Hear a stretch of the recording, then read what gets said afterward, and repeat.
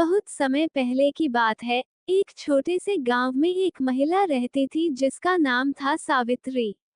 सावित्री बहुत मेहनती, समझदार और दूसरों की मदद करने वाली थी। वह दिन रात अपने खेतों में काम करती और अपने परिवार का ध्यान रखती थी। उसकी ईमानदारी और बुद्धिमानी के कारण गांव के लोग उसे बहुत मानते थे। गांव में सूखा पड़ा था। कई महीनों से बारिश नहीं हुई थी और लोगों की फसलें बर्बाद हो रही थीं।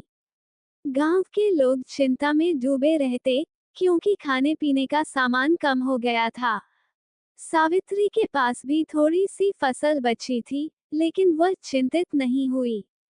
उसने सोचा कि सिर्फ चिंता करने से कुछ नहीं होगा, हमें समाधान खोजना होगा। एक दिन गांव के सभी लोग पंचायत में इकट्ठा हुए और इस समस्या पर विचार करने लगे। सब बहुत परेशान थे कि अब क्या किया जाए। किसी के पास कोई अच्छा उपाय नहीं था।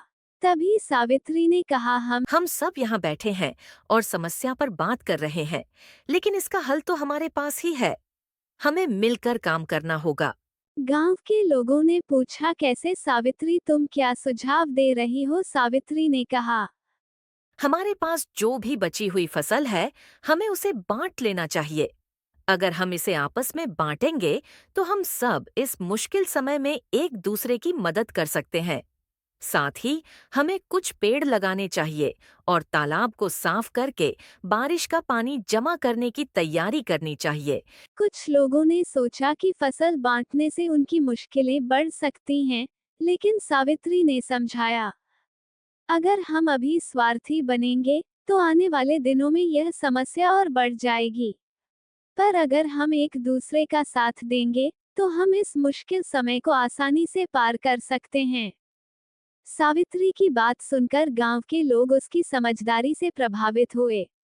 सभी ने मिलकर अपनी अपनी बची हुई फसलें इकट्ठी की और आपस में बांट लीं। इसके साथ ही उन्होंने सावित्री के कहे अनुसार पेड़ लगाने शुरू किए और तालाब को भी साफ किया। कुछ हफ्तों बाद आसमान में बादल छा गए और तेज बारिश हुई। तालाब भर गया और गांव में पानी की कोई कमी नहीं रही। सावित्री की सूझबूझ और गांव वालों के एकजुट होने से सबकी समस्याएं हल हो गईं। अब गांव के लोग और भी मजबूत हो गए थे, क्योंकि उन्होंने समझ लिया था कि मिलजुल कर काम करने से ही मुश्किलें हल होती हैं। सावित्री की समझदारी और मेहनत ने न सिर्फ उसके परिवार, बल्कि पूरे गांव को बचा लिया। गांव के लोग उसे बहुत इज्जत देने लगे और उसकी सलाह